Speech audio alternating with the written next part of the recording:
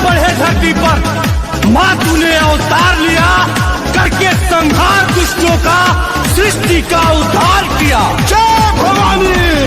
या देवी सर्वभूतेषु मातृरूपेण संस्थिता, नमस्तस्यै नमस्तस्यै नमस्तस्यै नमो नमः।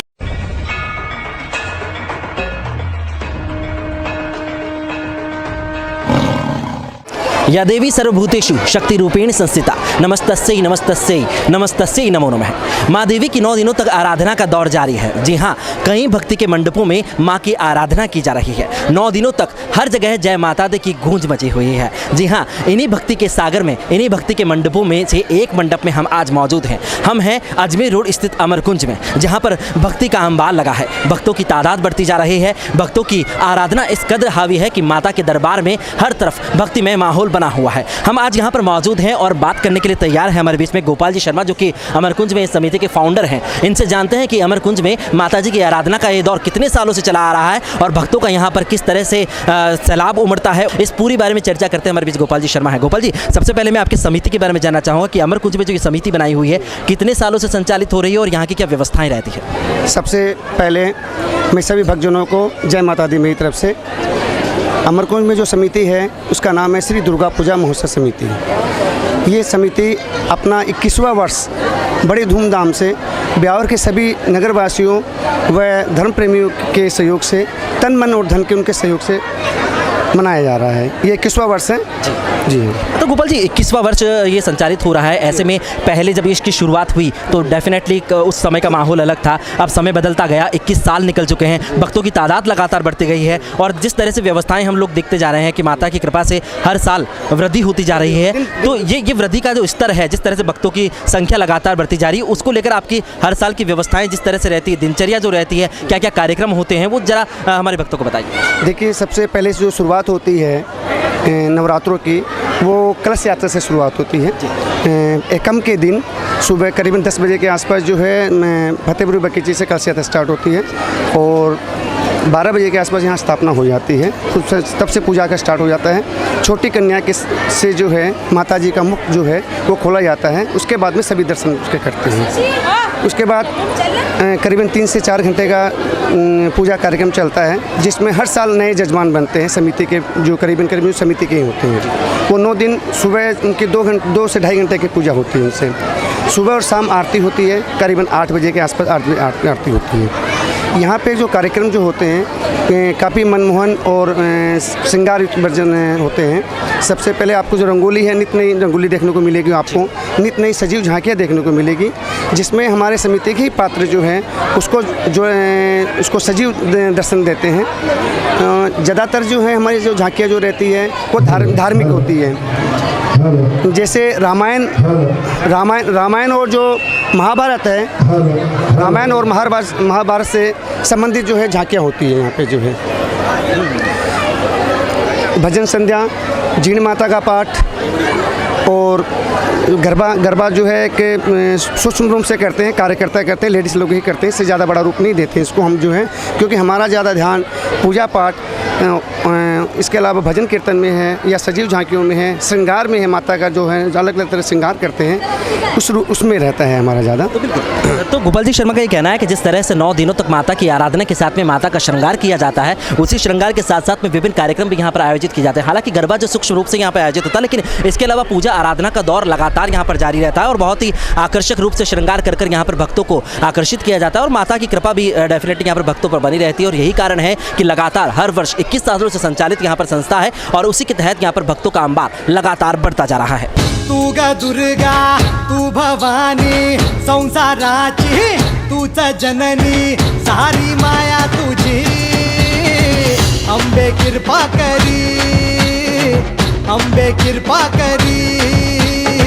खासियत बात है कि यहाँ पर महिला समिति भी बनी हुई है, वो कि जो पूरा संचालन है महिलाओं के द्वारा भी किया जाता है। तो महिला के रूप में हमारे बीच में यहाँ पर प्रिया जी शर्मा मौजूद हैं, इनसे जानते हैं कि अमरकुंज में जो महिला समिति बनी हुई है उनकी क्या कार्यशैली होती है और किस तरह से यहाँ पर भव्य स्वरूप दिया जाता है महिलाओं के द्वारा। यहाँ पे सारा कार्य हमारी महिला शक्ति के द्वारा ही होता है, वही सब मिलके ये सारा कार्य करते हैं। आज 21 वर्ष हो गए हमारा जो ये परिवार है, इसको एक हम परिवार कहते हैं, दुर्गा शक्ति परिवार।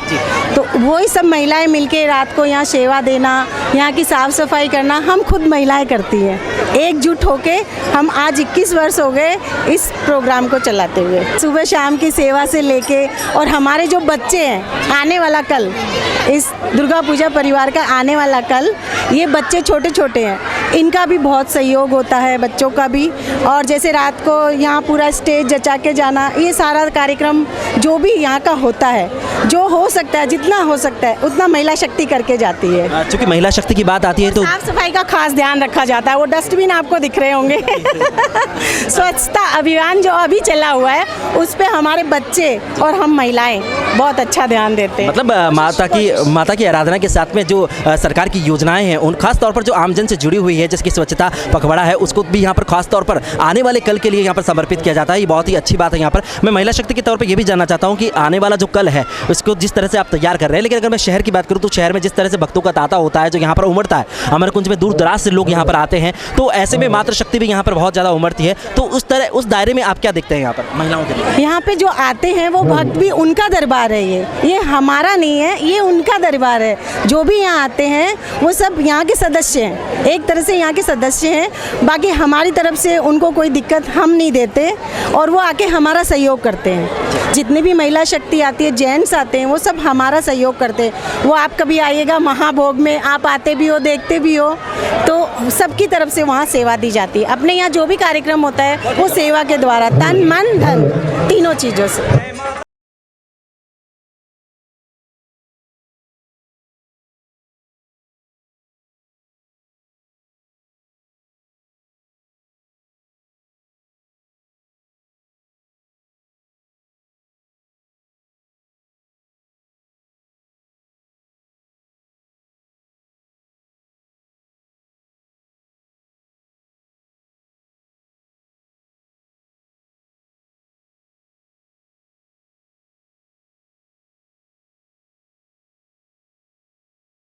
जिस तरह से माँ की प्रतिमा सजाई गई है, आकर्षक श्रृंगार किया जाता है, इस मूर्ति का जो असली राज है, कहा जाता है कि बहुत ही खास तौर पर इसकी सजावट की जाती है, कैसे बनाई जाती है, इसके बारे में जरा बताइए।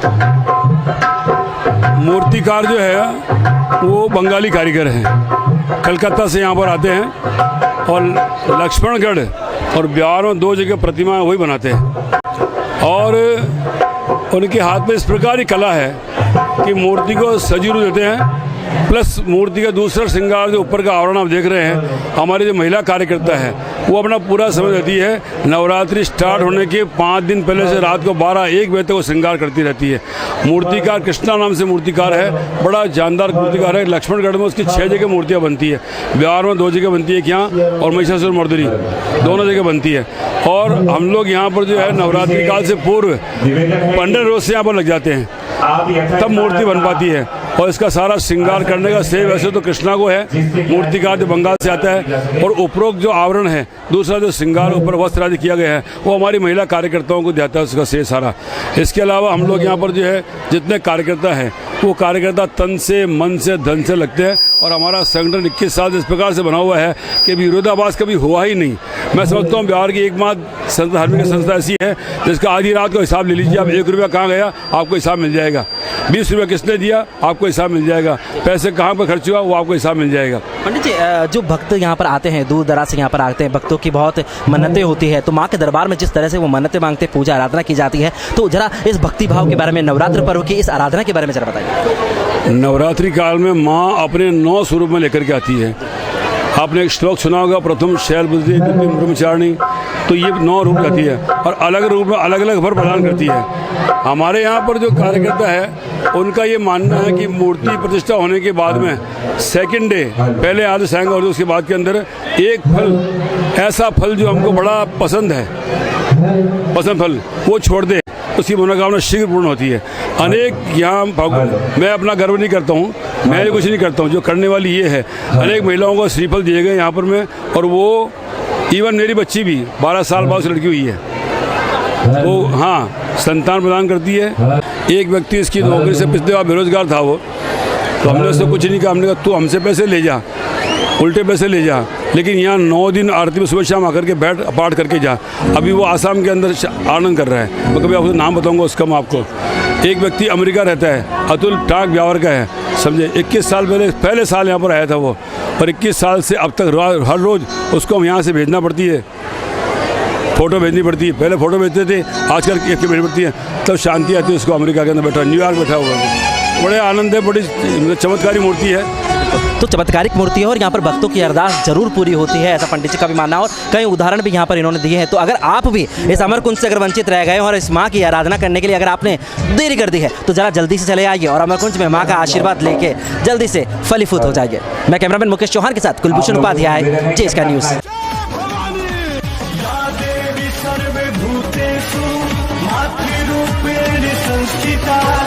नमस्तस्यै नमस्तस्यै नमस्तस्यै नमो नमः।